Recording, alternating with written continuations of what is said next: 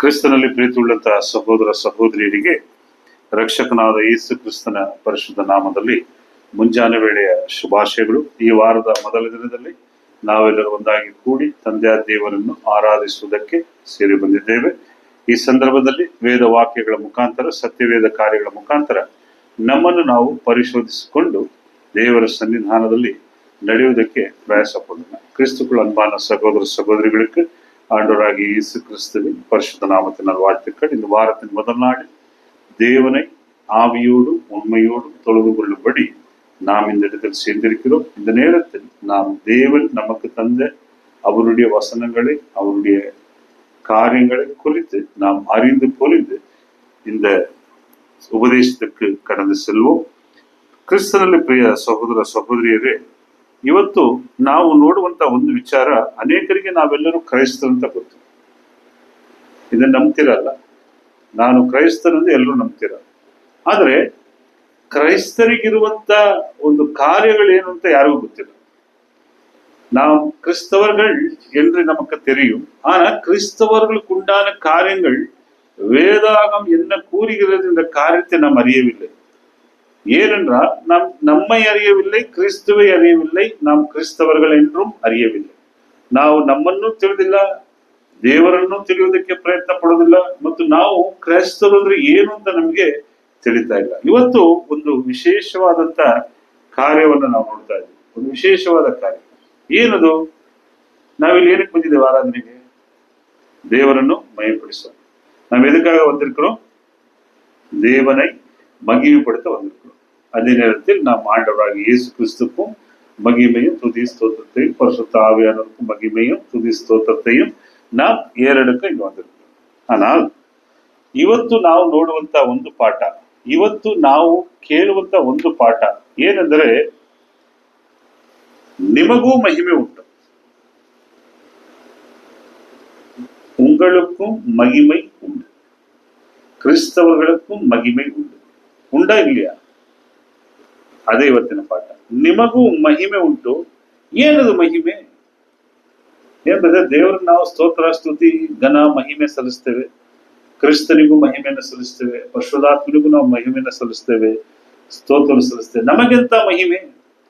ಇದು ನಾವು ಆಳವಾಗಿ ಕ್ರೈಸ್ತರು ಅರ್ಥ ಮಾಡಿಕೊಳ್ಳುವಂತ ಒಂದು ವಿಚಾರ. ನಮಗೆ ಯಾವ ರೀತಿ ಮಹಿಮೆ ಉಂಟಾಗುತ್ತೆ? ಯಾವ ರೀತಿ ಮಹಿಮೆ ನಮಗಿದೆ? ನಾವು ಸಿಂಪಲ್ ಆಗಿ ಬರ್ತಾ ಇದ್ದೀವಿ. ನಾವು ಕ್ರೈಸ್ತರು ಅಂದ್ರೆ ಒಂದು name, Naveen Nixon, Anto Prasad, Nelson, ಈ ತರ ಹೆಸರುಗಳಲ್ಲಿ ನಾವು ಕ್ರೈಸ್ತರಾಗಿ ನಮ್ಮನ್ನ ತೋರ್ಪಡಿಸಿಕೊಳ್ತಿದ್ದೇವೆ. What is the Christianity? ಕ್ರೈಸ್ತತ್ವ ಅಂದ್ರೆ ಏನು? ಆ ಕ್ರೈಸ್ತತ್ವದಲ್ಲಿದ್ದ ಗ್ಲೋರಿ ಅನ್ನೋದು ಏನು? ಏನು ಮಹಿಮೆ ನಿಮಗುಂಟು? ಯಾವ ತರ ಯೋಚನೆ ಮಾಡಿದ್ದೀರಾ? ನಮಗ್ ಮಹಿಮೆ ಇದೆಯಾ? நிச்சயமாக வேத வாக்கியம் எழுத்து, நிச்சயமாக தேவனுடைய வார்த்தை கூறுகிறது, கிறிஸ்தவர்களுக்கும் மகிமை உண்டென்று. ಒಂದು 2 ತೆಸಲೋನಿಕೆ 1ನೇ ಅಧಿಕಾರ 12ನೇ ವಚನ, 2 ತೆಸಲೋನಿಕ 1ನೇ ಅಧ್ಯಾಯ 12ನೇ ವಾಕ್ಯ ನಾವು ಧ್ಯಾನಿಸುವಾಗ ಬಹಳ ಆಳವಾಗಿದೆ ವಾಕ್ಯ. ನಾವು ಸುಮಾರು ಸರಿ ಬೈಬಲ್ ಓದ್ತಾ ಇರ್ತೀವಿ, ಅಲ್ಲಿ ಕೂತ್ಕೊಂಡು ಯೋಚನೆ ಮಾಡಲ್ಲ. ಏನ್ ನಡೀತಲ್ಲ ನೋಡಿ. ಈಗಾದರೆ ನಮ್ಮ ದೇವರ ಮತ್ತು ಕರ್ತನಾದ ಯೇಸು ಕ್ರಿಸ್ತನ ಕೃಪೆಯಿಂದ ನಿಮ್ಮ ಮೂಲಕ ನಮ್ಮ ಕರ್ತನಾದ ಯೇಸುವಿನ ಹೆಸರಿಗೆ ಮಹಿಮೆ ಉಂಟಾಗುವುದು. ಯಾರ ಮುಖಾಂತರ? ನಿಮ್ಮ ಮುಖಾಂತರ. ಆತನ ಮೂಲಕ ನಿಮಗೂ ಮಹಿಮೆ ಉಂಟಾಗುವುದು. ಯಾರ ಮಹಿಮೆ ಉಂಟಾಗುತ್ತೆ?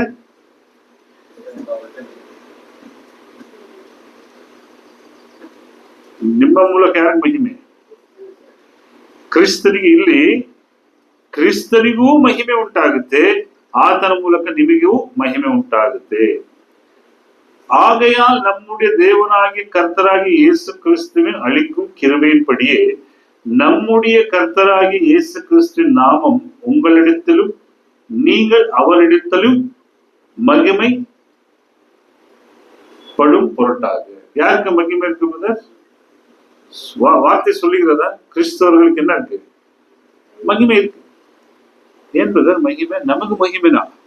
ನಮಗೆ ಗ್ಲೋರಿನಾ? ಇಂಗ್ಲಿಷಲ್ಲಿ ಏನಂತಾರೆ ಮಹಿಮೆಗೆ? ಗ್ಲೋರಿಫೈಡ್. ಇಂಗ್ಲಿಷಲ್ಲಿ ಗ್ಲೋರಿಫೈಡ್. ನಾವು ಇಂಗ್ಲಿಷಲ್ಲಿ ಹೇಳ್ತಾರೆ, ಆಂಗ್ಲ ಬೈಬಲ್ ನಲ್ಲಿ ನಮಗೂ ಏನಿದೆ? ಆ ಒಂದು ಮಹಿಮೆ ಉಂಟಾಗುತ್ತೆ. That's the way name of the Lord Jesus will be glorified by you and you by him. ನೀವು ಸಹ ಏನಾಗ್ತಾ ಇದ್ದೀರಾ? ಮಹಿಮೆ ಆಗ್ತಾ ಇದ್ದೀರಾ. ಇವತ್ತಿನ ಪಾಠ ಅದೇ. ಏನ್ ಮಹಿಮೆ? ಯಾವ ರೀತಿ ಮಹಿಮೆ ನಿಮಗೆ ಯೋಚನೆ ಮಾಡಿದ್ದೀರಾ? ಏನ್ ಬ್ರದರ್, ನಮಗೂ ಮಹಿಮೆ ಇದೆಯಾ? ನಾವು ಕ್ರೈಸ್ತರಿಗೂ ದೇವರಿಂದ ನಾವು ಆಶೀರ್ವಾದ ನೋಡಿದೀವಿ, ನಾವು ದೇವರಿಂದ ಕೃಪೆಯನ್ನ ನೋಡಿದೀವಿ. ಮಹಿಮೆಯನ್ನ, ಎಂತ ಮಹಿಮೆ ದೇವರು ನಮಗೆ ಕೊಟ್ಟಿದ್ದಾನೆ. ಎವ್ವಿಧமான ಮಹಿಮೆ ದೇವನ್ ನಮಗೆ ತಂದಿರುತ್ತಾರೆ ಅಂತ ನೋಡ್ಬೇಕಾದ್ರೆ ಸತ್ಯವಿದು ಬಹಳ ಅದ್ಭುತವಾಗಿರುತ್ತದೆ. 2 ತೆಸಲೋನಿಕ ಅದೇ 1ನೇ ಅಧ್ಯಾಯ 10ನೇ ವಾಕ್ಯ ಏನ್ ಹೇಳುತ್ತೆ ನೋಡಿ ಮೇಲೆ. 2 ತೆಸಲೋನಿಕೆ 1:10.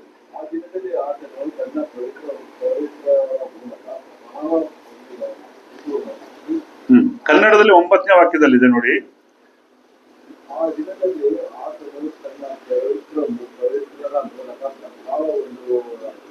ಸ್ಟಾಪ್ ಮಾಡಿ ಬ್ರದರ್. ಏನ್ ಹೇಳ್ತಾ ಇದೀವಿ ವಾಕ್ಯ? ಕನ್ನಡದಲ್ಲಿ ಓದಿ ಏನಾದ್ರು.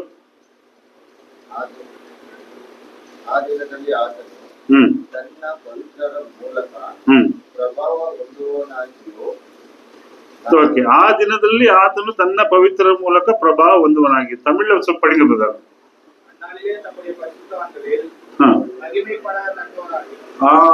பரிசு தமிழ்ல டிரான்ஸ்லேஷன் எப்படி இருக்கு? மகிமை பரிசுத்த. யாரு மகிமைப்படுகிறார்கள் இங்க? ಆ ದಿನದಲ್ಲಿ ತನ್ನ ಪವಿತ್ರ ಮೂಲಕ ಪ್ರಭಾವ. ತನ್ನ ಪವಿತ್ರರು ಯಾರು? ನೀವು இல்லைங்களா? அந்நாளில் தம்முடைய பரிசுத்தவான்கள். யார் பரிசுத்தவான்கள்? ರಕ್ಷಿಸಲ್ಪಟ್ಟ ಒவ்வொரு ಕ್ರಿಸ್ತವನು ಪರಿಶುದ್ಧವಾನ್ಗಳು. ನೀವೆಲ್ಲರೂ ಏನಾಗಿದ್ದೀರಾ? ಪವಿತ್ರರು. ಈ ಪವಿತ್ರರು ಏನ್ ಮಾಡ್ತೀರಾ? ಇದು ಮಹಿಮೆ. ಇದು ದೇವರು ನಿಮಗೆ ಕೊಡುವಂತ ಮಹಿಮೆ. ಎಂತ ಮಹಿಮೆ ಅಂದ್ರೆ ಏನ್ ಹೇಳ್ತಾನೆ ನೋಡಿ. ಪವಿತ್ರರ ಮೂಲಕ ಪ್ರಭಾವ ಹೊಂದುವನಾಗಿ ನಾನು ನಿಮಗೆ ಹೇಳಿದ ಸಾಕ್ಷಿಯನ್ನು ನಂಬಿದ ಮೂಲಕವಾಗಿ ತನ್ನ ವಿಷಯದಲ್ಲಿ ಆಶ್ಚರ್ಯ ಹುಟ್ಟಿಸುವನಾಗಿ ಬರುವಾಗ ಅಂತವರು ಕರ್ತನ ಸಮ್ಮುಖಕ್ಕೂ ಆತನ ಪರಾಕ್ರಮದ ವೈಭವಕ್ಕೂ ದೂರವಾಗಿ ನಿತ್ಯ ನಾಶನವೆಂಬ ದಂಡನೆಯನ್ನು ಹೊಂದುವರು. ಯಾರು? ಮೇಲ್ಗಡೆ ವಾಕ್ಯ ನೋಡಿದ್ರೆ ದೇವರನ್ನು ಅರಿಯದವರು. தேவனை அறியாமல் சுவிசேஷத்துக்கு கீழ்ப்படியாதவர்களுக்கு யார் வந்து இங்க சாட்சி சொல்லுகிறார்கள்? ಪರಿಶುದ್ಧವಾದ ಕ್ರಿಸ್ತನು ನ್ಯಾಯ ತೀರ್ಪನ್ನು ಮಾಡುವಂತ ಸಂದರ್ಭದಲ್ಲಿ ಪವಿತ್ರರು ಅಂದ್ರೆ ನೀವೇ ಕ್ರಿಸ್ತನ ಜೊತೆಗೆ ಉಂಟಾಗುತ್ತೆ. ಸೊ ಮಹಿಮೆ ದೇವರಿಗೆ ಮಾತ್ರ ಅಲ್ಲ, ಮಹಿಮೆ ಯಾರಿಗುಂಟು? ಪರಿಶುದ್ಧ ವಾನ್ಗಳಿಗೆ, ಪವಿತ್ರರಿಗೂ ಉಂಟು. ಅಂದ್ರೆ ನಾವೆಷ್ಟು ಪರಿಶುದ್ಧವಾಗಿ ಜೀವಿಸಬೇಕು, ಆ ಪವಿತ್ರತೆಯನ್ನು ನಾವು ಹೊಂದಬೇಕು. ಆ ಮಹಿಮೆ ನಮ್ಮಲ್ಲಿದೆ. ದೇವರು ನಮಗೆ ಕೊಟ್ಟಾಯ್ತು. ದೇವರು ತನ್ನ ಮಕ್ಕಳನ್ನಾಗಿ ನಮ್ಮನ್ನು ಆರಿಸಿಕೊಂಡ ಮೇಲೆ ಆ ಪವಿತ್ರತೆಯನ್ನು ನಮ್ಮಲ್ಲಿ ಕೊಟ್ಟಾಯ್ತು. ಆದ್ರೆ ಅದನ್ನ ನಾವು ಬೆಳೆಸ್ಕೊಳ್ಬೇಕು. ಯೋಹಾನ 17 ಅದನ್ನ ಹೇಳ್ತಾರೆ. ಯೋಹಾನನಿಗೆ ಬರೆದ ಸುವಾರ್ತೆ 17ನೇ ಅಧ್ಯಾಯ 10ನೇ ವಾಕ್ಯ ನಾವು ಧ್ಯಾನಿಸುವಾಗ, ನನ್ನದೆಲ್ಲ ನಿನ್ನದೇ, ನಿನ್ನದೆಲ್ಲ ನನ್ನದೇ, ಮತ್ತು ಇವರಿಂದ ನನಗೆ ಮಹಿಮೆ ಉಂಟಾಗಿದೆ. ಯಾರಿಂದ ಯಾರಿಗೆ ಮಹಿಮೆ ಉಂಟಾಗಿದೆ? ಯಾರಿಂದ ಯಾರು ಮಹಿಮೆ ಉಂಟಾಗಿದೆ? ನಿಮ್ಮಿಂದ ಯಾರು ಮಹಿಮೆ ಉಂಟಾಗಿದೆ? ಯೇಸು ಕ್ರಿಸ್ತನಲ್ಲಿ ಮಾತಾಡ್ತಾ ಇದ್ದಾನೆ. ತಂದೆಯ ಬಳಿಯಲ್ಲಿ ಪ್ರಾರ್ಥನೆ ಮಾಡ್ತಾ ಇದ್ದಾನೆ. ತಂದೆಯೇ, ನನ್ನದೆಲ್ಲ ನಿನ್ನದೇ, ನಿನ್ನದೆಲ್ಲ ನನ್ನದೇ, ಮತ್ತು ಇವರಿಂದ ಯಾರಿಗೆ ಮಹಿಮೆ ಉಂಟಾಯ್ತು? ನನಗೆ ಮಹಿಮೆ ಉಂಟಾಯ್ತು. ಇವರಿಂದ ಏನುಂಟಾಯ್ತು?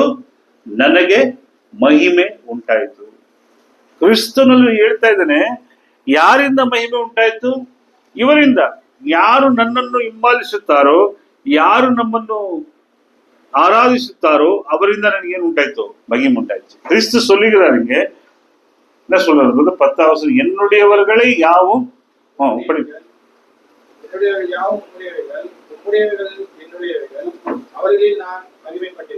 அவர்களில் இயேசு கிறிஸ்து என்ன சொல்லுகிறார்?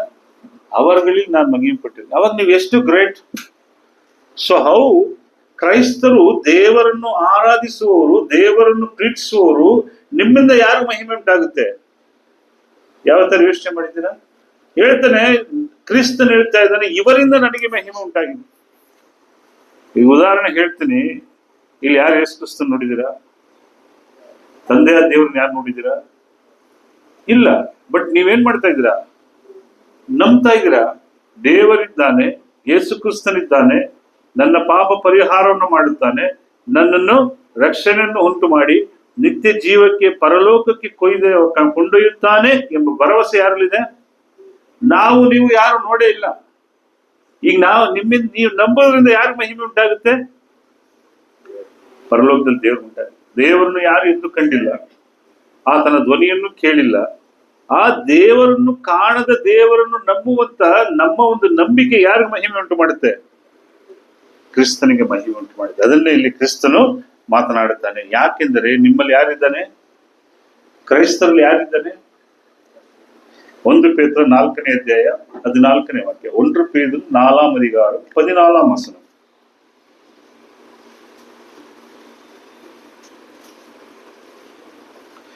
ನೀವು ಓದಿಬೇಕು.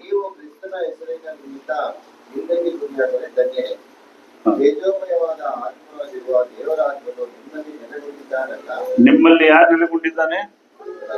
ತೇಜೋಮಯನಾದ ಆತ್ಮನಾಗಿರುವ ದೇವರಾತ್ಮನು ನಿಮ್ಮಲ್ಲಿ ನೆಲೆಗೊಂಡಿದ್ದಾನೆ ಅಲ್ವಾ?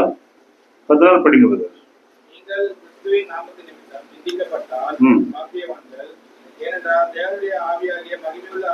ತಮಿಳು ನೋಡಿ ಕರೆಕ್ಟ್ ಆಗಿದೆ. ದೇವನುಳ್ಳ ಆವಿಯಾಗಿಯ ಮಹಿಮೆಯುಳ್ಳ ಆವಿಯಾನವರು. ತಮಿಳಲ್ಲಿ ಏನ್ ಹೇಳ್ತಾ ಇದೆ? ಮಹಿಮೆಯುಳ್ಳ ದೇವರಾತ್ಮನು. ಕನ್ನಡದಲ್ಲಿ ಏನ್ ಹೇಳ್ತಾ ಇದೆ? ತೇಜೋಮಯನಾದ ಆತ್ಮನು. ನಿಮ್ಮಲ್ಲಿ ದೇವರು ತನ್ನ ಆತ್ಮವನ್ನು, ಮಹಿಮೆಯುಳ್ಳ ಆತ್ಮನು ಇರಿಸಿದ್ದಾನೆ. ಯಾವತ್ತೂ ಯೋಚನೆ ಮಾಡಿದಿರ? ಬಟ್ ನಾವು ಅದನ್ನ ಕುರಿತು ಯೋಚನೆ ಮಾಡಲ್ಲ. ದೇವರು ನಮಗೆ ಈ ರೀತಿಯಾದ ಅಂತಸ್ತನ್ನ, ದೇವರು ನಮ್ಮಲ್ಲಿ ಈ ರೀತಿಯಾದಂತ ಒಂದು ವಿಚಾರಗಳನ್ನು ಇಟ್ಟಿದ್ದಾನೆ ಅಂತ ನಮ್ಗೆ ಯೋಚನೆ ಮಾಡಕ್ ಸಮಯ ಇಲ್ಲ. ನಾವು ಇಷ್ಟು ಶ್ರೇಷ್ಠರಾಗಿದ್ದೇವೆ ದೇವರ ವಿಷಯದಲ್ಲಿ, ನಾವು ಯೋಚಿಸೋದಿಲ್ಲ. நாம் தேவனுடைய பார்வையில் இவ்வளவு சிறந்தவர்களாக இருக்கிறோம், நாம் யோசிக்க நமக்கு நேரம் இல்லை. ಯಾಕೆಂದ್ರೆ ನಮ್ಮ ಜೀವನದ ಆಗು ಹೋಗುಗಳು, ನಮ್ಮ ಜೀವನದ ದುಃಖಗಳು, ಕಷ್ಟಗಳು, ಅದಕ್ಕೆ ಸಮಯ ಬೇಕಾಗುತ್ತೆ. ಸಮಯ ಏನಕ್ಕೆ ಬೇಕಾಗುತ್ತೆ? ನನ್ನ ಜೀವನ ಕುರಿತು ನಾನು ಯೋಚನೆ ಮಾಡ್ಬೇಕು ಬ್ರದರ್. ಏನ್ ಬ್ರದರ್ ದೇವರು, ಏನ್ ಬ್ರದರ್ ಯೇಸು ಕ್ರಿಸ್ತನು, ಏನ್ ಬ್ರದರ್ ಬೈಬಲ್ ಓದೋದು? ನಾನು ದುಡಿದ್ರೆ ತಾನೇ ನನ್ಗೆ ಅನ್ನ. ಈ ದುಡಿಯೋದು ಅನ್ನ ಅಲ್ಲ.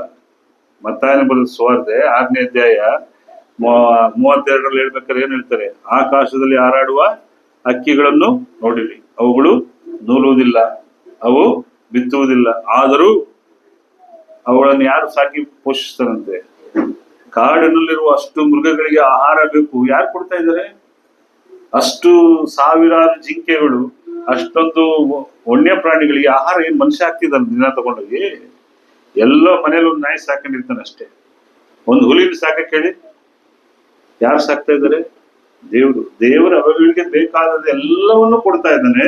ಆದರೆ ನಾವು ಆ ಯೋಚನೆ ಮಾಡಲ್ಲ. ಇಲ್ಲ ನನಗೆ ಫಸ್ಟ್ ಏನ್ ಬೇಕು? ನನಗೆ ಫಸ್ಟ್ ಲೈಫ್ ಸೆಟ್ಲ್ ಆಗ್ಲಿ, ಆಮೇಲೆ ಎಲ್ಲಿ ಬರ್ತೀನಿ?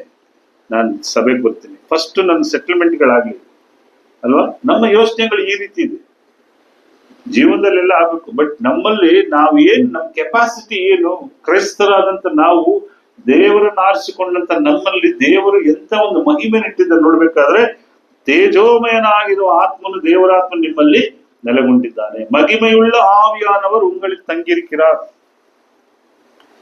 என்னைக்காவது யோசிச்சிருக்கிறீங்களா? மகிமையுள்ள ஆவியானவர் உங்களுக்குள்ள தங்கியிருக்கிறார். இப்ப யாருக்கு மகிமை? இன்னைக்கு ಸಬ್ಜೆಕ್ಟ್ ಯಾರಿಗೆ ಮಹಿಮೆ ನೋಡ್ತಾ ಇದೀವಿ? ನಿಮಗೆ. ನಿಮ್ಮ ಮಹಿಮೆ ಎಂತದ್ದು? ನೀವೆಂತವರು? ಕ್ರೈಸ್ತರು ಅಂದ್ರೆ ಏನು? ಕ್ರೈಸ್ತರಲ್ಲಿ ದೇವರ ಒಂದು ಮಹಿಮೆ ಯಾವ ರೀತಿ ಇದೆ ಎಂಬುದನ್ನ ನಾವು ನೋಡ್ತಾ ಇದ್ದೇವೆ. ಯಾಕೆಂದ್ರೆ ಯೇಸು ಕ್ರಿಸ್ತನು ಮತ್ತು ನಾವೇನಾಗಿದ್ದೇವೆ? ಯೇಸು ಕ್ರಿಸ್ತನ ಮುಖಾಂತರ ದೇವರು ಒಂದು ವಾಗ್ದಾನ ಮಾಡ್ತಾನೆ. ಈ ಲೋಕಕ್ಕೆ ಏನ್ ಬೇಕು? ನಿನ್ನ ಸಂತತಿ ಮುಖಾಂತರ ಏನ್ ಮಾಡ್ತೀನಿ? ಅಬ್ರಹಾಮನ ಹತ್ರ ಏನ್ ಹೇಳ್ತಾರೆ? ಆದಿಕಾಂಡ 18 ಆದಿಕಾಂಡ 18 ಜೆನಿಸಿಯಸ್ 18. ಅವನಿಂದ ಬಲಿಷ್ಠ ಮಹಾಜನಾಂಗ ಹುಟ್ಟಬೇಕಲ್ಲ, ಅವನ ಮೂಲಕ ಭೂಮಿ ಎಲ್ಲಾ ಜನಾಂಗಗಳಿಗೂ ಆಶೀರ್ವಾದ ಉಂಟಾಗುವುದಿಲ್ಲ. ಯಾರ ಮುಖಾಂತರ, ಯಾರನ್ನ ಬಗ್ಗೆ ಮಾತಾಡ್ತಾ ಇದ್ದ? ನಿಮಗೆ ಕ್ರಿಸ್ತುவை ಕುರಿತು. ಈಸಾಕಿನ ಮೂಲವಾಗಿ ಯಾರು ಬರಾರೆ? ಕ್ರಿಸ್ತು. ಈಸಾಕನ ಮುಖಾಂತರ ಯಾರು ಬರ್ತಾನೆ? ಕ್ರಿಸ್ತನು. ಅವನಿಂದ ಬಲಿಷ್ಠವಾದ ಮಹಾಜನ ಹುಟ್ಟಬೇಕಲ್ಲ, ಅವನ ಮೂಲಕ ಭೂಮಿಯ ಎಲ್ಲಾ ಜನಾಂಗಗಳಿಗೂ ಆಶೀರ್ವಾದ. ಇವತ್ತು ಯೇಸು ಕ್ರಿಸ್ತನ ಮುಖಾಂತರ ಯಾರೆಲ್ಲ ಯೇಸು ಕ್ರಿಸ್ತನ ನಂಬ್ತಾರೋ, ಯಾರೆಲ್ಲ ಯೇಸು ಕ್ರಿಸ್ತನ ಅಂಗೀಕರಿಸುತ್ತಾರೋ, ಯೇಸು ಕ್ರಿಸ್ತನ ಏನ್ ಮಾಡ್ತಾನೆ? ಭೇದ ಭಾವಗಳಿಲ್ಲ. ನೀನು ಯಹೂದ್ಯನು, ಗ್ರೀಕನು, ನೀನು ಕಪ್ಪು ಬಿಳುಪು, ಮೇಲ್ಜಾತಿ ಕೀಳ್ಜಾತಿ, ಯಾವ ಒಂದು ಅಸಮಾನತೆ, ಯಾವುದೇ ಒಂದು ಭೇದ ಭಾವಗಳು, ಯಾವುದೇ ವರ್ಗೀಕರಣ ಇಲ್ಲದೆ ಕ್ರಿಸ್ತನ್ ಏನ್ ಮಾಡ್ತಾ ಇದ್ದಾನೆ, ಎಲ್ಲರನ್ನು ತನ್ನ ಬಳಿ ಕರಿತಾ ಇದ್ದಾನೆ. ಅಲ್ಲಿಂದ ಹೇಳ್ತಾ ಇದ್ದಾನೆ, ಆತನ ಮೂಲಕ ಭೂಮಿಯ ಎಲ್ಲಾ ಜನಾಂಗಗಳಿಗೂ ಆಶೀರ್ವಾದ. ಕ್ರಿಸ್ತನ ಮುಖಾಂತರ ಆಶೀರ್ವಾದ ಇವತ್ತು ನಮ್ಗೆ ಏನಾಗಿದೆ, ಸಿಕ್ಕಿದೆ. ಬಹಳಷ್ಟು ಜನ ಕಾಯ್ತಾ ಇದ್ರು ಆತನಲ್ಲಿರುವ ಆಶೀರ್ವಾದ ನಮಗ್ ಬೇಕು ಅಂತ. ಇವತ್ತು ಯಾರಿಗೆ ಸಿಕ್ಕಿದ ಆಶೀರ್ವಾದ? ಇನ್ನು ಆಶೀರ್ವಾದ ಪೆಟ್ಟವಗಳಿಗೆ ನಾವು நிறைய பேர் ಇದು ಕಾದಿಟ್ಟಿದ್ದ. ಬಹಳಷ್ಟು ಜನ ಕಾಯ್ತಾ ಇದ್ರು. ಹೆಂಗೆ? ಕೀರ್ತನೆಗಳು 72ನೇ ಅಧ್ಯಾಯ 17ನೇ ವಾಕ್ಯ, ಸಂಗೀತ 72:12.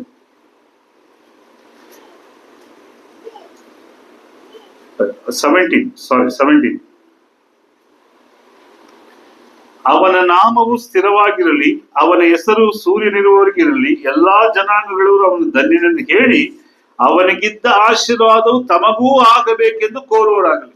ಯಾರಿಗಿದ್ದಂತ ಆಶೀರ್ವಾದ? ಕ್ರಿಸ್ತನಿಗಿದ್ದಂತ ಆಶೀರ್ವಾದ ನಮಗೂ ಬೇಕು ಅಂತ ಕೇಳ್ಕೊತಾ ಇದ್ರಂತೆ. ಅದನ್ನೇ ನಾವು ಯೋಹಾನ 17 ಏನ್ ಹೇಳಿದ್ವು? ತಂದೆಯೇ, ಅವರಿಂದ ನನಗೆ ಮಹಿಮೆ ಉಂಟಾಗಿದೆ ಅಲ್ವಾ?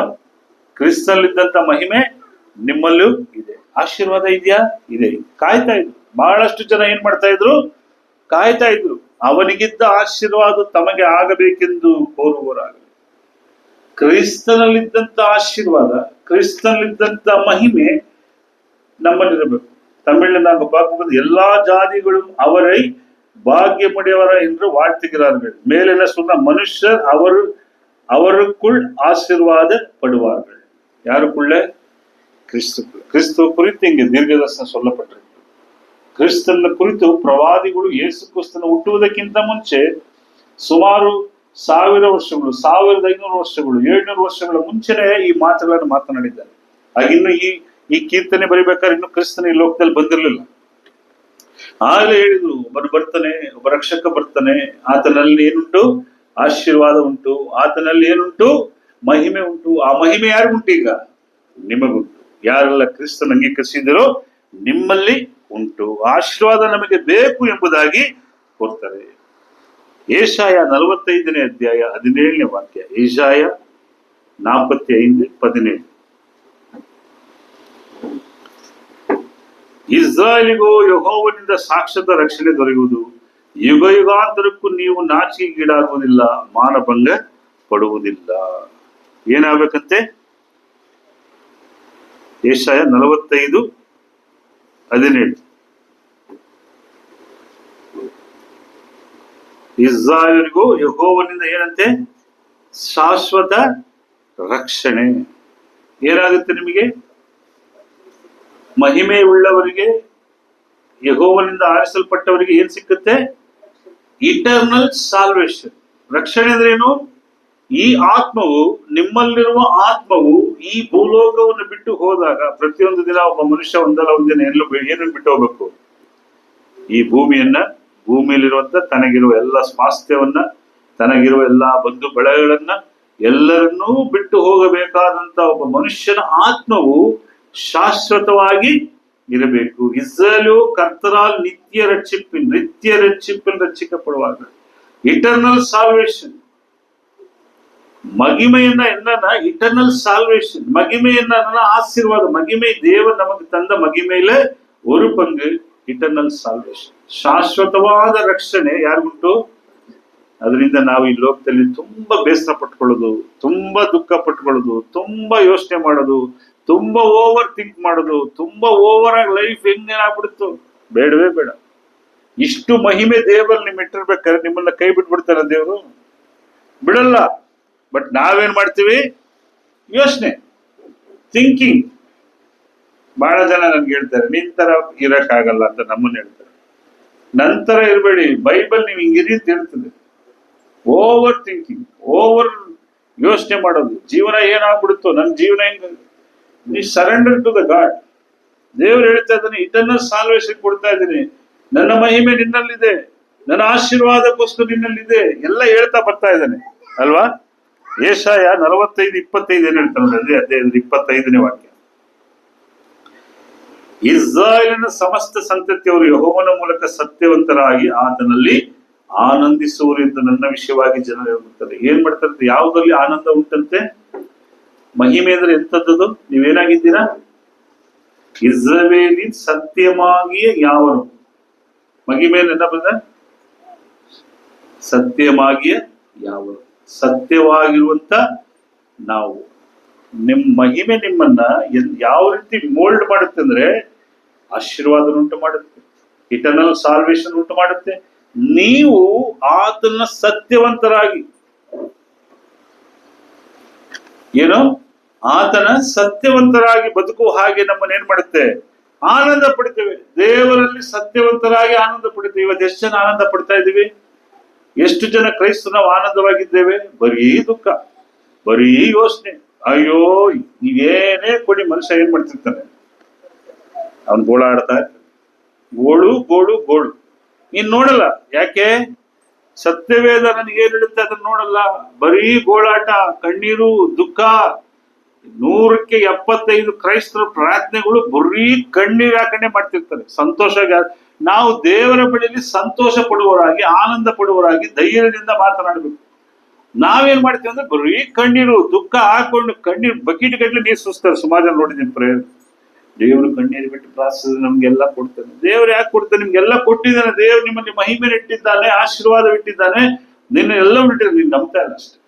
ದೇವನ್ ನಮக்குள்ளே மகிமையும் நித்திய ரட்சிப்பையும் ஆசீர்வாதத்தையும் வைத்திருக்கிறார். நாம் என்ன பண்ணலது? ವಿಶ್ವಾಸಿಕವಿಲ್ಲ, ನಂಬಿಕೆ ಇಲ್ಲ. ನಾವು ನಂಬಿಕೆ ಇಲ್ಲದಿದ್ದಾಗಲೇ ನಮ್ಮ ಜೀವನದಲ್ಲಿ ದುಃಖಗಳು, ಹೋರಾಟಗಳು, ಸಂಕಷ್ಟಗಳು ತುಂಬಿ ತುಳುಕಾಡ್ತಾ ಇರ್ತದೆ.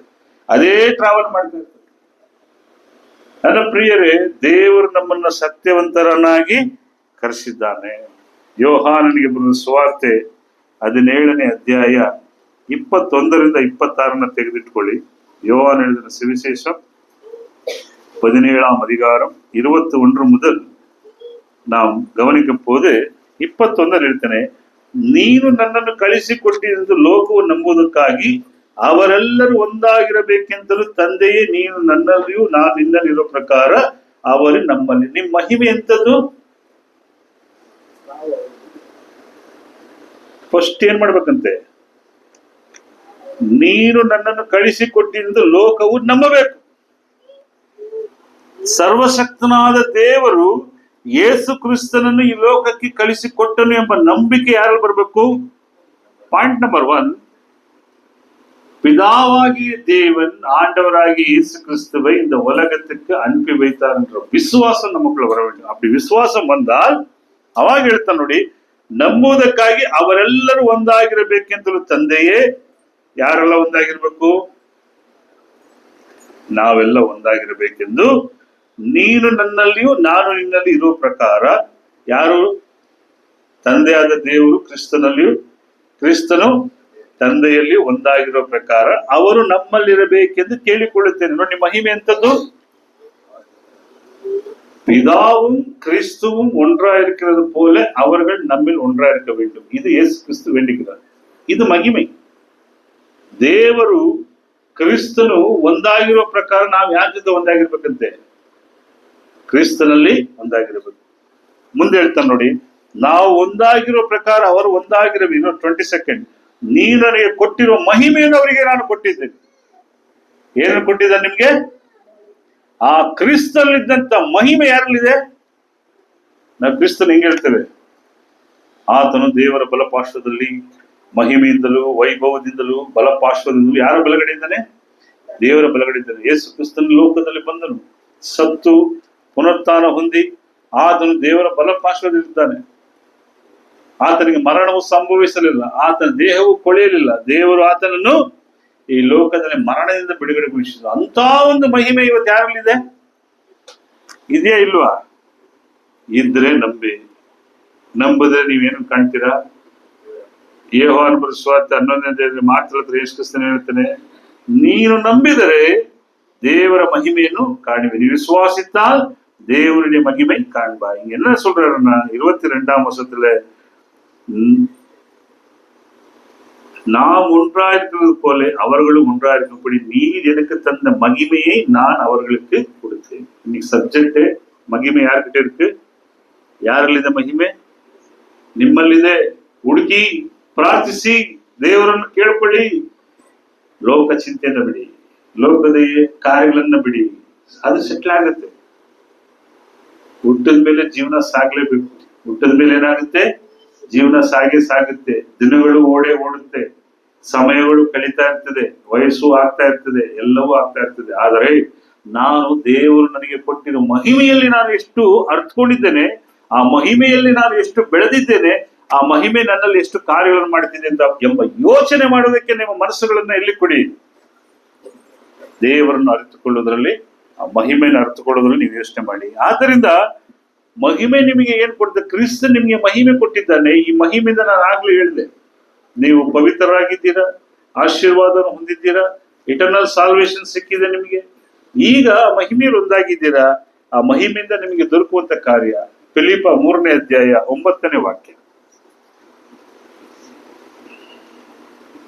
ಅಲ್ಲ, ಅದಕ್ಕೆ ಮುಂಚೆ ಯೋಹಾನ 17:23 ನಾವು ನೋಡ್ಬೇಕಾದ್ರೆ, ಯೋಹಾನ 17:23 ತಗೊಳ್ಳಿ. ನಾನು ಅವರಲ್ಲಿಯೂ ನೀನು ನನ್ನಲ್ಲಿ ಇರಲಾಗಿ ಅವರ ಐಕ್ಯವು ಪೂರ್ಣ ಸಿದ್ಧಿಗೆ ಬರುವುದರಿಂದ ನೀನು ನನ್ನನ್ನು ಕಳಿಸಿಕೊಟ್ಟಿದ್ದರಿಂದ ನಾನು ಪ್ರೀತಿಸಿದಂತೆ ಅವರನ್ನು ಪ್ರೀತಿಸಿದ ಲೋಕಕ್ಕೆ ತಿಳಿದು ಬರುವುದು. ತಂದೆಯೇ, ನೀನು ಯಾರು ನನಗೆ ಕೊಟ್ಟಿಯೋ ಅವರು ನಾನು ಸ್ಥಳದಲ್ಲಿ ನನ್ನ ಕೂಡ ಇದ್ದುಕೊಂಡು ಲೋಕ ಹುಟ್ಟುವುದಕ್ಕಿಂತ ಮುಂಚೆ ನೀನು ನನ್ನ ಪ್ರೀತಿಸಿ ಕೊಟ್ಟ ಮಹಿಮೆಯನ್ನು ನೋಡಬೇಕೆಂದು ಇಚ್ಛಿಸ್ತೇನೆ. ನೀವು ಯಾವ ಮಹಿಮೆ ನೋಡಕ್ ಹೋಗ್ತೀರಾ? ಈಗ ಲೋಕವು ಸೃಷ್ಟಿಯಾಗುವುದಕ್ಕಿಂತ ಮುಂಚೆ ದೇವರು ಕ್ರಿಸ್ತನಿಗೆ ಕೊಟ್ಟಂತ ಮಹಿಮೆಯನ್ನ ನಿಮಗೆ ಕೊಡ್ಬೇಕು ಅಂತ ಕ್ರಿಸ್ತನ ಇಷ್ಟಪಡ್ತಾರೆ.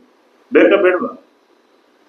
ಬೇಕು ಅಂದ್ರೆ ದೇವರ ಸನ್ನಿಧಾನದಲ್ಲಿ, ದೇವರ ವಾಕ್ಯಗಳಲ್ಲಿ, ದೇವರ ಆರಾಧನೆಯಲ್ಲಿ, ವೇದ ಪಾರಾಯಣಗಳಲ್ಲಿ, ವೇದವನ್ನು ಧ್ಯಾನಿಸುವುದರಲ್ಲಿ ನಿಮ್ಮ ಮನಸ್ಸನ್ನು ಕೊಡಿ. ಲೋಕವು ಸೃಷ್ಟಿಯಾಗುವುದಕ್ಕಿಂತ ಮುಂಚೆ ಎಂತ ಮಹಿಮೆ ಇತ್ತು, ಆ ಮಹಿಮೆಯನ್ನು ಯಾರು ಕೊಡ್ಬೇಕು ಅಂತಿದ್ದಾನೆ? ಚೆನ್ನಾಗಿ ಓದಿ. ಅದು 24 நல்ல வாசிங்க பிரதர். அது உலக தோற்றத்துக்கு முன் நீர் என்னில் அன்பாய் இருந்தபடியால் நீர் எனக்கு தந்த என்னுடைய மகிமையை நீர் எனக்கு தந்தவர்கள் காணும்படியாக நான் எங்கே இருக்கிறேனோ அங்கே அவர்களும் என்னுடனே கூட இருக்க விரும்புகிறேன். நீர் எனக்கு தந்த உலக தோற்றத்துக்கு முன்பு கிறிஸ்துக்கு தந்த மகிமை யாருக்கு கொடுக்க ಇಷ್ಟಪಡ್றாரு? நமக்கு. ಲೋಕ ಸೃಷ್ಟಿ ಆಗುವುದಕ್ಕಿಂತ ಮುಂಚೆ ಇರುವಂತ ಮಹಿಮೆಯನ್ನು ಕೊಡೋದಕ್ಕೆ ದೇವರು ನಿಮ್ಮನ್ನು ಕಾಯ್ತಾ ಇದ್ದಾನೆ. ನಮಗೆ ಸಮಯ ಇಲ್ಲ, ಆರಾಧನೆಗೆ ಬರೋಕ್ ಸಮಯ ಇಲ್ಲ, ಆರಾಧನೆ ಸರಿಯಾದ ಸಮಯಕ್ಕೆ ಬರೋಕ್ ಸಮಯ ಇಲ್ಲ. 8:30 ಅಂದ್ರೆ ಎಷ್ಟು ಗಂಟೆ ಬರ್ತೀವಿ ನಾವು? ಉದಾಸೀನತೆ. ಏನಲ್ಪ ಆರಾಧನೆಗೆ ಹೋದ್ರೆ ಏನ್ ಮಾಡ್ತಾರೆ? ಯಾರೋ ಹಾಡು ನಡೆಸ್ತಾ ಇರ್ತಾರೆ, ಯಾರೋ ಪ್ರಾರ್ಥನೆ ಮಾಡ್ತಾ ಇರ್ತಾರೆ, ನಾವೇನೋ ಓದ್ವಾ, ಬಂದ್ವಾ, ಕೂತ್ಕೊಂಡ್ವಾ. ಉದಾಸೀನತೆ. ನಮಗೇನಿಲ್ಲ, ಆಸಕ್ತಿ ಇಲ್ಲ. ಏನಿಲ್ಲ? ಆಸಕ್ತಿ ಇಲ್ಲ. ಎರಡನೇದು, ನಂಬಿಕೆ ಇಲ್ಲ. ದೇವರು ನಮ್ಮನ್ನು ಇಷ್ಟೆಲ್ಲಾ ನಡೆಸ್ತಾನೆ ಅಂತ ಭಾವನೆಗಳು ನಮ್ಮಲ್ಲಿ ಹುಟ್ಟಲಿಲ್ಲ. ದೇವರು ಇದ್ದಾನೆ, ದೇವರನ್ನ ನೋಡ್ತಾ ಇದ್ದಾನೆ ಅಂದ್ರೆ ಆ ಸಮಯಕ್ಕೆ ಸರಿಯಾಗಿ ನಾನು ಏನ್ ಮಾಡ್ತೀನಿ? ಆರಾಧನೆ ಬರ್ತೀನಿ. ಬಹಳ ಜನಕ್ಕೆ ಒಂದು ಫೀಲಿಂಗ್ ಇದೆ, ಸಿಗದೆ ಭಾನುವಾರ ಒಂದ್ ದಿವಸ ರಜಾ, ಅವತ್ತೊಂದ್ ಸ್ವಲ್ಪ ಎಕ್ಸ್ಟ್ರಾ ನಿದ್ರೆ ಮಾಡೋಣ ಅಂದ್ರು. ಏನಪ್ಪ ಇವ್ರು ಚರ್ಚು, ಭಾನುವಾರ ಬೆಳಿಗ್ಗೆ ಆರಾಧನೆ. ಅಯ್ಯೋ, ಕೆಲವ್ರಿಗೆ ಹೆಂಗಂದ್ರೆ ಭಾನುವಾರ ಬೆಳಿಗ್ಗೆ ಸ್ಪೆಷಲ್ ಟಿಫನ್ಗಳು ಬೇಕಾಗ್ತದೆ. ಭಾನುವಾರ ಬೆಳಿಗ್ಗೆ ಏನ್ ಬೇಕು? ಅವತ್ತೊಂದ್ ದಿವಸ ಉಪವಾಸ ಇದ್ಬಿಡಿ, ಪ್ರಾಣ ಹೋಗ್ಬಿಡ್ತದ ಬೆಳಗ್ಗೆ ಹೊತ್ತು? ಹೋಗಲ್ವೇ? ಯಾಕಂದ್ರೆ ನಮ್ಗೆ ದೇವರ ಮಹಿಮೆಗಿಂತ ಬೆಳಗ್ಗೆ ಟಿಫನ್ ಬಹಳ ಏನಾಗಿದೆ, ವೆರಿ ಇಂಪಾರ್ಟೆಂಟ್. ಟಿಫನ್ ತಿನ್ನಲಿಲ್ಲ ಅಂದ್ರೆ ಏನಾಗ್ಬಿಡ್ತದೆ? ಮಾರನೇ ದಿವಸ ನಮ್ ಪ್ರಾಣ ಹೋಗ್ಬಿಡ್ತದೆ. ಏನಾಗ್ತದೆ? அப்படிதானே? அன்று உணவை சாப்பிடவில்லை என்றால் என் ஆவி என்னை விட்டு பிரிந்து போயிடும். அதனால் நான் ஞாயிற்றுக்கிழமை என்ன செய்யறேன்? First priority give to the breakfast. First priority give to the family. Then only God. ಇರಬಾರದು. ನನ್ನ ಪ್ರಿಯರೇ, ದೇವರು ಲೋಕವು ಕ್ರಿಸ್ತ ಉಂಟುವುದಕ್ಕಿಂತ ಮುಂಚೆ ಕ್ರಿಸ್ತನಲ್ಲಿದ್ದಂತ ಮಹಿಮೆಯನ್ನ ನಿಮಗೆ ಕೊಡಬೇಕು ಅಂತ ಅಪೇಕ್ಷೆ ಪಡ್ತಾ ಇದ್ದಾನೆ. ಕ್ರಿಸ್ತನು ಬೇಡ್ಕೋತಾ ಇದ್ದಾನೆ, ನನ್ನ ಮಹಿಮೆಯನ್ನ ಇವರಿಗೆ ಕೊಡಿ, ನನ್ನ ಮಹಿಮೆಯನ್ನ ಇವರಿಗೆ ಕೊಡಿ ಎಂಬುದಾಗಿ ಹೇಳ್ತಾ ಇದ್ದಾನೆ. ಆದ್ದರಿಂದ 26ನೇ ವಾಕ್ಯ ಹೇಳ್ತಾನೆ, ನಾನು ಅವರಿಗೆ ನಿನ್ನ ಹೆಸರನ್ನು ತಿಳಿಸಿದ್ದೇನೆ, ಇನ್ನೂ ತಿಳಿಸುವೆನು. ನೀನು ನನ್ನ ಮೇಲೆ ಇಟ್ಟಂತ ಪ್ರೀತಿ ಅವರಲ್ಲಿ ಇರಬೇಕೆಂದು ನಾನು ಪ್ರಾರ್ಥಿಸ್ತೇನೆ. ಯಾರು ಯೇಸು ಕ್ರಿಸ್ತ ಮೇಲೆ ದೇವರು ಎಂತ ಪ್ರೀತಿ ಇಟ್ಟನು? ಯಾರಿಗಾರು ಅಳತೆ ಮಾಡಕ್ಕಾಗುತ್ತಾ? ದೇವರಿಗೂ ಕ್ರಿಸ್ತನಿಗೆ ಎಂತ ಪ್ರೀತಿ ಇದ್ದಂತ ಯಾರಿಗಾರು ಗೊತ್ತಾ? ತಂದೆಯಾದ தேவனுக்கு கிறிஸ்தனுக்கு இருந்த பிரீத்தி, பிதாவாகிய தேவனுக்கும் கிறிஸ்துவுக்கு இருக்கிற அன்பு யாருக்கா தெரியுமா? ஆனா இயேசு கிறிஸ்து சொல்கிறார், அந்த அன்பை இவர் மேலும் வைக்க வேண்டும். ಆ ಪ್ರೀತಿನ ಯಾರ ಮೇಲೆ ಇಡಬೇಕು? ಯಾರ ಮೇಲೆ? ಪಕ್ಕದ ಮನೆಯವರ? ಯಾರು ನಂಬಿ ಬರ್ತಿರೋ ಅವ್ರ ಮೇಲೆ. ಹೊರಗಡೆ ಯಾರು ಲೋಕದಲ್ಲಿದ್ದಾರೋ ಅವರಲ್ಲ. ಯಾರು ಕ್ರಿಸ್ತನ ನಂಬಿ ಬರ್ತಾರೋ ಅವ್ರ ಮೇಲೆ ಕ್ರಿಸ್ತನ ಹೇಳ್ತಾನೆ, ತಂದೆಯೇ ನೀನು ನನ್ನ ಮೇಲೆ ಇಟ್ಟಿರುವ ಪ್ರೀತಿನ ಯಾರ ಮೇಲೆ ಇಡಿ?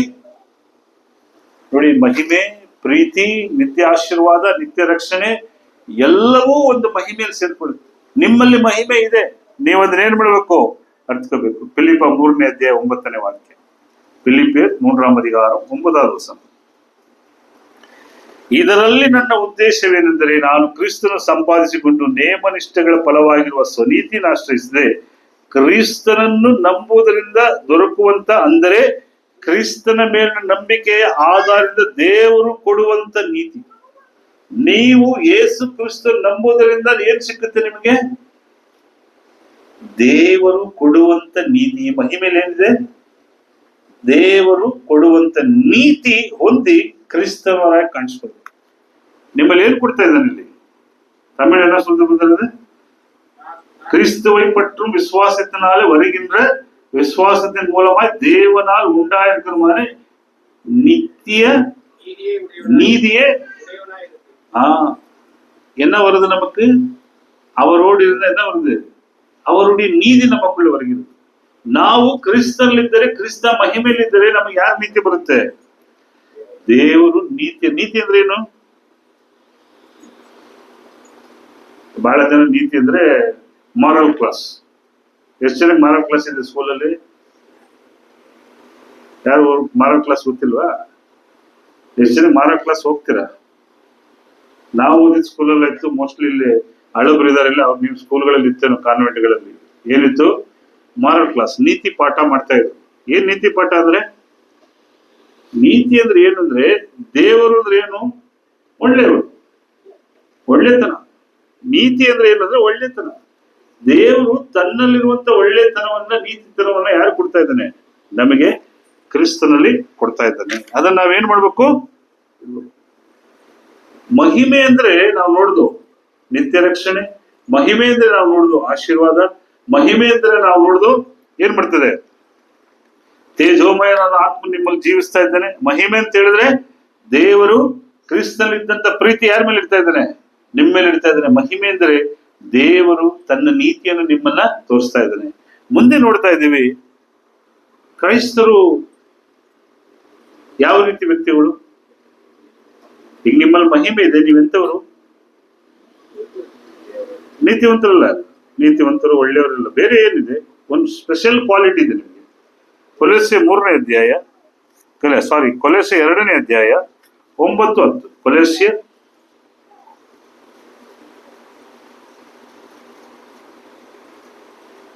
2ನೇ ಅಧ್ಯಾಯ 9-10.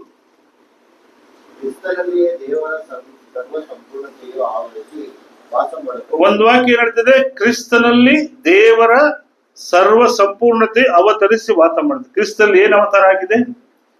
ದೇವರ ಸರ್ವ ಸಂಪೂರ್ಣ ಯಾರಲ್ಲಿ ಅವತಾರ ಆಗಿದೆ? ಕ್ರಿಸ್ತನಲ್ಲಿ. ನಾವು ಹೇಳ್ತೀವಿ ನಾನಾ ಅವತಾರಗಳು ಅಂತ ಹೇಳ್ತೀವಿ. ಇಲ್ಲಿ ಕ್ರಿಸ್ತನಲ್ಲಿ ಯಾರ ಅವತಾರ ಆಗಿದೆ?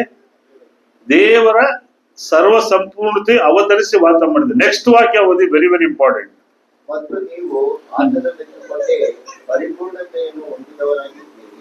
ನೀವು ಆತನಲ್ಲಿದ್ದುಕೊಂಡು ಆ ಪರಿಪೂರ್ಣತೆ ಯಾರಲ್ಲಿದೆ? ಈಗ ಕ್ರಿಸ್ತನಲ್ಲಿ ದೇವರ ಸಂಪೂರ್ಣ ಪರಿಪೂರ್ಣತೆ ಇದೆ. ನೀವು ಕ್ರಿಸ್ತನಲ್ಲಿದ್ದ ನೀವು ಏನಾಗಿದ್ದೀರಾ? ಏನ್ ಪರಿಪೂರ್ಣರು ಅಂದ್ರೆ?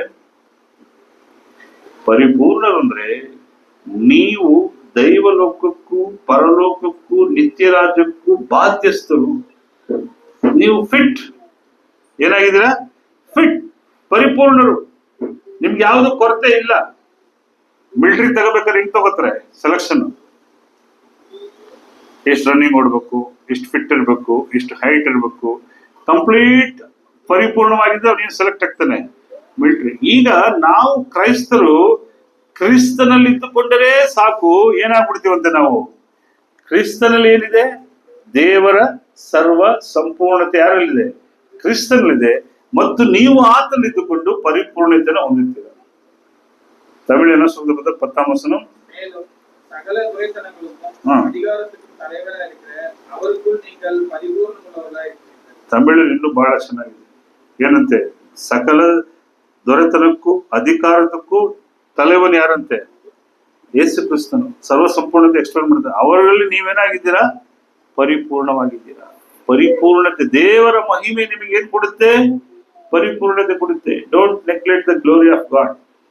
ದೇವರ ಮಹಿಮೆಯನ್ನು ಯಾರು ತುಚ್ಛವಾಗಿ, ಬಹಳ ಒಂದು ಅಲ್ಪವಾಗಿ ಎಣಿಸಬೇಡಿ. ಅಥವಾ ನಾನು ಕ್ರೈಸ್ತನಾಗಿರುವುದೇ ಅಲ್ಪನೆಂದು ನೆನೆಸಬೇಡಿ. ನೀವು ದೇವರ ಮಹಿಮೆಯಲ್ಲಿದ್ದೀರಾ. ನಿಮ್ಮಲ್ಲಿ ದೇವರ ಮಹಿಮೆ ವಾಸ ಮಾಡ್ತಾ ಇದೆ. ನಿಮ್ಮಲ್ಲಿ ದೇವರ ಸರ್ವ ಸಂಪೂರ್ಣತೆ ವಾಸ ಮಾಡ್ತಾ ಇದೆ. ನಿಮ್ಮಲ್ಲಿ ದೇವರ ನಿತ್ಯ ರಕ್ಷಣೆ ಇದೆ. ದೇವರ ಆಶೀರ್ವಾದವಿದೆ. ಎಲ್ಲವೂ ಇದೆ. ಇದ್ದು ನಾನು ಹೆಂಗಿರ್ತೀನಿ ಅಂದ್ರೆ ದುಃಖಪಟ್ಟವನಾಗಿರ್ತೀನಿ. ಇದ್ದು ನಾನು ಏನ್ ಮಾಡ್ತಿರ್ತೀನಿ? ಯೋಚನೆ ಮಾಡ್ತಾ ಇರ್ತೀನಿ. ಯಾಕಂದ್ರೆ ನನ್ನಲ್ಲೇನಿಲ್ಲ? ನಂಬಿಕೆ. ಈಗ ನಾನು ಇಷ್ಟು ಹೇಳಿದಂತ ಕಾರ್ಯಗಳನ್ನು ನೀವು ನಂಬುತ್ತಾ ಬದುಕಿದ್ರೆ ನಿಮ್ ಜೀವನ ಹೆಂಗಿರ್ತದೆ ಗೊತ್ತಾ? ನಿಮ್ಮನ್ನ ಯಾರು ಸೋಲ್ಸಕ್ಕಾಗಲ್ಲ. ಯಾವ ಒಂದು ಚಿಂತೆಗಳು ನಿಮ್ಮನ್ನ, ಯಾವ ಒಂದು ಯೋಚನೆಗಳು ನಿಮ್ಮನ್ನ ಬೀಳ್ಸೋಕ್ಕಾಗಲ್ಲ. ಮನುಷ್ಯ ಇವತ್ತು ಸೋಲೋದು ಯಾವುದಕ್ಕೆ? ಯುದ್ಧದಿಂದ ಸೋಲ್ತಾನ? ಸೋಲಲ್ಲ. ಅಥವಾ ಯಾರು ಜಗಳ ಮಾಡಿ ಸೋಲ್ತಾನ? ಇಲ್ಲ. ಮನುಷ್ಯ ಜಾಸ್ತಿ ಸೋಲೋದು ಯಾವ್ದ್ರಲ್ಲಿ? ಯೋಚನೆ, ಮೈಂಡ್ ಸೆಟ್, ಚಿಂತೆ. ಚಿಂತೆಯಿಂದ ಏನಾಗ್ಬಿಡ್ತಂತೆ? ಮನುಷ್ಯ ಚಿತೆ ಏರ್ಬಿಡ್ತಾನಂತೆ. ಮನುಷ್ಯ ಚಿಂತೆಯಿಂದ ಚಿತೆಗೆ ಏರ್ಬಿಡ್ತಾನಂತೆ. ಕನ್ನಡ வந்துட்டு ஒரு பழமொழி இருக்கு. சிந்திச்சு சிந்திச்சு மனுஷன் கட்டளை ஏறிட்டான்ட்டு. அதுதான் அந்த ரைமிங் வேர்ட் கன்னடால இருக்கு, தமிழ்ல அந்த மாதிரி இல்லை. யோசிச்சு யோசிச்சு ಮನುಷ್ಯ ಹೆಂಗ போயிடுறா? ಸುಡುಗಾಡಕ್ಕೆ போயிடுறா. ಹಾಗೆ ನಾವು ಆ ಚಿಂತೆಗಳನ್ನ ಬಿಡ್ಬೇಕು. ನಾವು ಇದನ್ನೆಲ್ಲ ಅರ್ಥ ಮಾಡ್ಕೋಬೇಕು. ನನ್ನಲ್ಲಿರುವ ಕೆಪಾಸಿಟಿ ತಿಳ್ಕೋಬೇಕು. 1 ಪೇತ್ರ 7:8 ನೋಡಿ, ದೇವರ ಒಂದು ಮಹಿಮೆ ನಿಮಗೆ ಏನೆಲ್ಲ ಕೊಡ್ತಾ ಇದೆ ಅಂತ. ಈಗ ನೀವು ಪರಿಪೂರ್ಣರು. ನೆಕ್ಸ್ಟ್ ಏನ್ ಸಿಗುತ್ತೆ ನಿಮಗೆ? 1 ಪೇತ್ರ 7:8.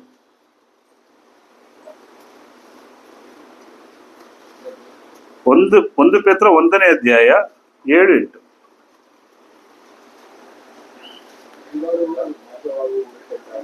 ಬಂಗಾರವು ನಾಶವಾಗುವಂತಾಗಿದ್ದರು. ಬಂಗಾರ ಏನ್ ಮಾಡ್ತಾರೆ? ಏನ್ ಬೆಂಕಿಲ್ ಹಾಕ್ತಾರೆ? ಅದು ಕ್ವಾಲಿಟಿ ಚೆನ್ನಾಗಿದೆಯಾ? ಚೆನ್ನಾಗಿ. ಇವತ್ತು ನಿಮ್ ಶೋಧನೆ ಏನಕ್ಕೆ ಬರುತ್ತೆ ನಿಮ್ ಜೀವನದಲ್ಲಿ? ನಿಮ್ ಜೀವನದಲ್ಲಿ ಕಷ್ಟಗಳು ಏನಕ್ಕೆ ಬರುತ್ತೆ? ನೀವು ದೇವರನ್ನು ನಂಬ್ತೀರಾ? ಇಲ್ಲ ನಂಬದೆ ವಾಪಸ್ ಹೊಟ್ಟೋಗ್ತೀರಾ? ಅಥವಾ ಕಷ್ಟಗಳು ಬಂದಾಗ ಇನ್ನೆಲ್ಲೋ ಬೇರೆ ಕಡೆ ತಿಳ್ಕೊಂಡ್ಬಿಡ್ತೀರಾ ಅಂತ ದೇವ್ರು ಏನ್ ಮಾಡ್ತಾರಂತೆ? ಶೋಧನೆ ಮಾಡ್ತಾನೆ. ಬಂಗಾರಕ್ಕಿಂತಲೂ ಅಮೂಲ್ಯವಾಗಿರುವ ನಿಮ್ಮ ನಂಬಿಕೆ. ನಿಮ್ಮ ನಂಬಿಕೆ ಎಂತದಂತೆ? ಇವತ್ತೆಷ್ಟು ಬಂಗಾರದ ರೇಟು? 15,000 16,000 ಇದೆ 1 ಗ್ರಾಮ್ಗೆ. ಕರೆಕ್ಟಾ? ಬಂಗಾರಕ್ಕಿಂತಲೂ ಯಾವ್ದು ರೇಟ್ ಜಾಸ್ತಿ ಅಂತೆ? ನಿಮ್ಮ ನಂಬಿಕೆ. ನೀವು ನಂಬುವಂತ ನಂಬಿಕೆ ಬಂಗಾರಕ್ಕಿಂತಲೂ ಅಮೂಲ್ಯವಾದದ್ದು. ಯಾರನ್ನು ನಂಬಬೇಕು? ಅಯ್ಯೋ ನನ್ನ ಜೀವನದಲ್ಲಿ ನನ್ನ ಗಂಡ, ಆತನಿಗೆ ಬಿಟ್ರೆ ನನಗೆ ಬೇರೇನಿಲ್ಲ. ಅಯ್ಯೋ ನನ್ನ ಹೆಂಡತಿ, ಅಯ್ಯೋ ನನ್ನ ಮಕ್ಕಳು, ಅಯ್ಯೋ ನನ್ನ ಸ್ನೇಹಿತರು, ಅಯ್ಯೋ ನನ್ನ ಫ್ರೆಂಡ್ಸು. ಅದೆಲ್ಲ ಕ್ಷಣಿಕ. ಜೀವನದ ಪಯಣದಲ್ಲಿ ಅವರೆಲ್ಲರೂ ಏನು? ಕ್ಷಣಿಕವೇ. ಅದೆಲ್ಲವೂ ಆ ಕಾಲಕ್ಕೆ ಇರ್ತಾರೆ. ಅವರು ಸಮಯಗಳು ಬಂದ ಹೋಗ್ತಾರೆ. ಆದರೆ ದೇವರ ಮೇಲೆ ಇಡುವಂತ ನಂಬಿಕೆ ಬಂಗಾರಕ್ಕಿಂತಲೂ ಅಮೂಲ್ಯವಾದದ್ದು. ಕಷ್ಟಗಳಿಂದ ಶೋಧಿತವಾಗಿ, ನೆಕ್ಸ್ಟ್ ಹೇಳ್ತೇನೆ, ಕಷ್ಟಗಳಿಂದ ಶೋಧಿತವಾಗಿ ಯೇಸು ಕ್ರಿಸ್ತನು ಪ್ರತ್ಯಕ್ಷನಾಗುವಾಗ ನಿಮಗೆ ಕೀರ್ತಿ, ಪ್ರಭಾವ, ಮಾನಗಳನ್ನು ಉಂಟು ಮಾಡುವುದು. ಯೇಸು ಕ್ರಿಸ್ತನು ಬರುವಾಗ ತನ್ನ 2ನೇ ಬರೋಣದಲ್ಲಿ ನಿಮಗೆ ಕೀರ್ತಿ, ಯಾರಿಗೆ? ಈಗ ಮಹಿಮೆ ಇದೆ, ಅವಾಗ ಏನ್ ಸಿಗುತ್ತೆ? ಕೀರ್ತಿ, ಪ್ರಭಾವ, ಮಾನಗಳನ್ನು ಉಂಟು ಮಾಡುವನು. ಯಾಕೆ? ಯಾಕೆ ನಿಮಗೆ ಕೀರ್ತಿ, ಪ್ರಭಾವ, ಮಾನ? ನೆಕ್ಸ್ಟ್ ಹೇಳ್ತಾನೆ, ನೀವು ಆತನನ್ನು ಕಣ್ಣಾರ ನೋಡಿಲ್ಲವಾದರೂ ಆತನನ್ನು ಪ್ರೀತಿಸ್ತಾ ಇದ್ದೀರಾ. ನೀವು ಯಾರ ನೋಡಿದಿರಾ? ನೀವು ಯಾರನ್ನು ಪ್ರೀತಿ ಮಾಡ್ತಾ ಇದ್ದೀರಾ? ದೇವರನ್ನ. ಯಾರನ್ನು ಪ್ರೀತಿ ಮಾಡ್ತಾ ಇದ್ದೀರಾ? ಕ್ರಿಸ್ತನನ್ನ. ಯಾರ ಬಲದಿಂದ ಸಾಗುತ್ತಿದ್ದೀರಾ? ಪರಿಶುದ್ಧಾತ್ಮನ ಬಲದಿಂದ ಸಾಗುತ್ತಿದ್ದೀರಾ. ನೀವು ಕಣ್ಣಲ್ಲಿ ಪಾಕವಿಲ್ಲ, ஆனால் லேசித்துக்கொண்டிருக்கிறீர்கள். ಯಾರೈ? ಕ್ರಿಸ್ತು. ಇದು ವಿಶ್ವಾಸ. ಆಗ ಏನಿರ್ತಾನೆ? ನೀವು ಆಗ ಆತನನ್ನು ಕಾಣದಿದ್ದರೂ ಆತನ ನಂಬಿಕೆ ಇಟ್ಟು ನಿಮ್ಮ ನಂಬಿಕೆಯ ಅಂತ್ಯ ಫಲವಾಗಿರುವ ಆತ್ಮರಕ್ಷಣೆಯನ್ನು ಹೊಂದುವರಾಗಿ. ಕೊನೆಗೆ ಏನ್ ಸಿಕ್ಕುತ್ತೆ ನಿಮ್ಗೆ? ಫಲ ಏನ್ ಸಿಕ್ಕುತ್ತೆ? ಆತ್ಮರಕ್ಷಣೆ. ಮನುಷ್ಯನಿಗೆ ಬಹಳ ಪ್ರಾಮುಖ್ಯವಾದದ್ದು ಯಾವುದು? ಆತ್ಮ. ಆತ್ಮಕ್ಕೆ ಏನಿಲ್ಲ? ಸಾವಿಲ್ಲ. ಆತ್ಮವು ನಿತ್ಯವಾದದ್ದು. ಆತ್ಮವು ನಿರಂತರವಾದದ್ದು. ಆತ್ಮವು ಯುಗಾಂತರಕ್ಕೆ ಇರುವಂತದ್ದು. ಆತ್ಮಕ್ಕೆ ಮರಣ ಉಂಟು. ಆ ಮರಣದಿಂದ ಕಾಪಾಡುವುದೇ ಈ ಆತ್ಮರಕ್ಷಣೆ. ಯೇಸು ಕ್ರಿಸ್ತನಿರುವಂತ ಮಹಿಮೆ ಯೇಸು ಕ್ರಿಸ್ತಲ್ಲಿರುವಂತ ಆಶೀರ್ವಾದವು ನೀವು ದೇವರ ಮೇಲಿರುವಂತ ನಂಬಿಕೆ ನಿಮ್ಮ ಆತ್ಮನ ಎಲ್ಲಿ ತರಿಸುತ್ತೆ? ನಿತ್ಯ ಮರಣಕ್ಕೆ. ಎರಡೇ ಆಪ್ಷನ್ ಮನುಷ್ಯನ್ಗೆ. ಈ ಲೋಕವು ನ್ಯಾಯ ತೀರ್ಪು ಆದ್ಮೇಲೆ ಒಂದಲ್ಲ ಒಂದಿನ ಈ ಲೋಕದ ಕಾರ್ಯಗಳು ನಾಶವಾಗುತ್ತೆ. ಸತ್ಯವೇದವು ಹೇಳುತ್ತೆ, ಎಲ್ಲಾ ವೇದಗಳು ಹೇಳುತ್ತೆ, ಲೋಕವೇನಾಗುತ್ತೆ, ಒಂದಲ್ಲ ಒಂದಿನ ಕಾಣೆ ಆಗುತ್ತೆ ಅಂತ. ಆದ್ರೆ ನಿಮ್ಮ ಆತ್ಮ ಏನಾಗಬೇಕು? ರಕ್ಷಣೆ ಹೊಂದಬೇಕು. ರಕ್ಷಣೆ ಹೊಂದಬೇಕಾದರೆ ನಾವೇನ್ ಮಾಡ್ಬೇಕು? ಈ ಮಹಿಮೆಯಲ್ಲಿ ಬದುಕೋರಾಗಿ ಇರಬೇಕು. ಆದ್ದರಿಂದ ನಾವು ಇಷ್ಟೊತ್ತು ನೀವು ಮಹಿಮೆನ ನೋಡಿದ್ದೀರಾ, ಈಗ ಯಾವ್ದ್ರಲ್ಲಿ ಬದುಕ್ಬೇಕು ನೀವು? ಈಗ ನಿಮ್ಮಲ್ಲಿ ಮಹಿಮೆ ಇದೆ, ನಿಮ್ಮಲ್ಲಿ ರಕ್ಷಣೆ ಇದೆ, ನಿಮ್ಮಲ್ಲಿ ದೇವರ ಆಶೀರ್ವಾದವಿದೆ, ನಿಮ್ಮಲ್ಲಿ ದೇವರ ಪ್ರೀತಿ ಇದೆ, ನಿಮ್ಮಲ್ಲಿ ಎಲ್ಲವೂ ಕ್ರಿಸ್ತನಲ್ಲಿ ನೀವೇನಾಗಿದ್ದೀರಾ? ಪರಿಪೂರ್ಣರಾಗಿದ್ದೀರಾ. ಕೆಲಸ 2:9 ಪ್ರಕಾರ ನೀವೇನಾಗಿದ್ದೀರಾ? ಪರಿಪೂರ್ಣ ಮಾನವರುಗಳು. ಇದು ಎವಳ ಬೇರೆ ವಿಶ್ವಾಸಿಕರೀಗ ಎಷ್ಟು ಜನ ನಂಬ್ತೀರಾ ನಾನು ಪರಿಪೂರ್ಣನು, ನಾನು ಕ್ರಿಸ್ತನಲ್ಲಿ ಪರಿಪೂರ್ಣ? ಎಷ್ಟು ಜನ ನಂಬ್ತೀರಾ? ಎಷ್ಟು ಜನ ಅದ್ರ ಕುರಿತು ಆಲೋಚನೆ ಮಾಡ್ತೀರಾ? ಆಲೋಚನೆ ಮಾಡ್ಬೇಕು, ಯೋಚನೆ ಮಾಡ್ಬೇಕು. ಬದಿಗಿಡಿ ನಿಮ್ಮ ಸಮಸ್ಯೆಗಳು, ನಿಮ್ಮ ಚಿಂತೆಗಳು, ನಿಮ್ಮ ಲೋಕದ ಹೋರಾಟಗಳು, ಕಷ್ಟಗಳು. ಕಷ್ಟ ಇದ್ದಿದ್ದೆ, ಚಿಕ್ಕದಿಂದನೂ ಕಷ್ಟ ಇದೆ, ಚಿಕ್ಕದಿಂದನೂ ದುಃಖ ಇದೆ, ಚಿಕ್ಕದಿಂದನೂ ಸಂತೋಷ ಇದೆ. ಸಂತೋಷವು ಶಾಶ್ವತವೂ ಅಲ್ಲ, ದುಃಖವು ಶಾಶ್ವತವಲ್ಲ. ಇದು ಯಾವುದು ಶಾಶ್ವತ? ಶಾಶ್ವತ ಒಂದೇ. ಯಾವುದು? ಆತ್ಮರಕ್ಷಣೆ. ಯಾವುದು? ಆತ್ಮರಕ್ಷಣೆ. ಅದನ್ನ ಹೊಂದಬೇಕಾದ್ರೆ ನಿಮ್ಮಲ್ಲಿ ದೇವರ ಮಹಿಮೆ ಇರಬೇಕು. ಆದ್ದರಿಂದ ಇದಕ್ಕೆ ನಮಗೆ ಬೇಕಾಗಿರುವಂತದ್ದು ಕೃಪೆ. ಏನ್ ಬೇಕು? ಕೃಪೆ. ರೋಮ 1:7 ಹೇಳ್ತಾರೆ. ರೋಮಾಪುರದವರಿಗೆ ಬರೆದ ಪತ್ರಿಕೆ 1ನೇ ಅಧ್ಯಾಯ 7ನೇ ವಾಕ್ಯ. ರೋಮಾಪುರದಲ್ಲಿ ದೇವರಿಗೆ ಪ್ರಿಯರು, ದೇವಜನಾಗಿ ಕರೆಯಲ್ಪಟ್ಟವರು. ಯಾರು? ನೀವ್ ಯಾರು ಕರೆಯಲ್ಪಟ್ಟಿದ್ದೀರಾ? ದೇವಜನರಾಗುವುದಕ್ಕೆ ಕರೆಯಲ್ಪಟ್ಟಿದ್ದೀರಾ. ನೀವೆಲ್ಲರೂ ದೇವರಿಗೆ ಪ್ರಿಯರು. ನಮ್ಮ ದೇವರಾಗಿರುವ ತಂದೆ ಆಗಿರುವ ದೇವರಿಂದಲೂ ಕರ್ತನಾದ ಯೇಸು ಕ್ರಿಸ್ತ ನಿಮಗೆ ಕೃಪೆಯು ಶಾಂತಿಯು ಏನಾಗ್ಲಿ ಉಂಟಾಗಲಿ. ನಿಮ್ಗೇನು ಉಂಟಾಗಲಿ? ಕೃಪೆಯು ಶಾந்தியு உண்டாகுது. தமிழ்ல 7வது வசனம் படிங்க பிரதர். நமது நாமத்தை நிமித்தம் விசுவாசத்துக்கு கீழ்ப்படிய பண்ணோம் பொருட்டு எங்களுக்கு கிருபையும் அப்போஸ்தல ஊழியத்தையும் அருளி செய்திருக்கிறார். எங்களுக்கு கிருபையும் அப்போஸ்தல. எதுக்கு? உங்க விசுவாசத்தால என்ன கிடைக்குது? கிருபை. ನೀವು ನಂಬುವುದರಿಂದ ದೇವರ ಕೃಪೆಯು ನಿಮಗೆ ಬೇಕು. ಮನುಷ್ಯನ ಕೃಪೆ ಬೇಕಾಗಿಲ್ಲ. ಈ ಲೋಕದಲ್ಲಿರುವಂತ ಯಾವುದೇ ಬಲ್ಲಾಟೆ ರಾಜ್ಯಕಾರಣಿಗಳ ಕೃಪೆ ನಿಮಗೆ ಬೇಕಾಗಿಲ್ಲ. ಯಾರು ಬೇಕಾಗಿರೋದೇನು? ದೇವರ ಕೃಪೆ. ಅದು ನಿಮ್ಮ ನಂಬಿಕೆಯಿಂದ ದೊರಕುವಂಥದ್ದು. ದೇವರು ವಾಕ್ಯಗಳನ್ನ ಪೂರ್ತಿ ಓದ್ಬೇಕಾದ್ರೆ ಆ ಒಂದು ನಂಬಿಕೆ ಮುಖಾಂತರ ನಿಮ್ಗೆ ಏನ್ ಮಾಡ್ತಾನೆ? ಆ ಒಂದು ಕೃಪೆಯನ್ನ ನಾವು ಕೊಡ್ತಾನೆ. ಮುಂದೆ ಓದ್ಕೊ ಬರ್ಬೇಕಾದ್ರೆ ನಾವು ಆತನ ಮೂಲಕವಾಗಿ ಕೃಪೆಯನ್ನು ಅಪೊಸ್ತಲತನ ಒಂದು ನಂಬಿಕೆ ಎಂಬ ವಿಧೇಯತ್ವ. ಪೂರ್ತಿ ವಾಕ್ಯ ಓದಿ. ನಂಬಿಕೆ ಎಂಬ ವಿಧೇಯತ್ವ ಉಂಟಾಗುವುದಕ್ಕೋಸ್ಕರ ನಾವು ಆತನ ಮೂಲಕವಾಗಿ ಕೃಪೆ. ನಿಮ್ಮ ನಂಬಿಕೆ ಬೇಕು. ನಿಮ್ಮ ನಂಬಿಕೆ ಏನಾಗಬಾರ್ದು? ಕಮ್ಮಿ ಆಗ್ಬಾರ್ದು. ನಂಬಿಕೆಯಿಂದ ಬದುಕಬೇಕು. 1 ಕೊರಿಂಥ 1ನೇ ಅಧ್ಯಾಯ 4ನೇ ವಾಕ್ಯ.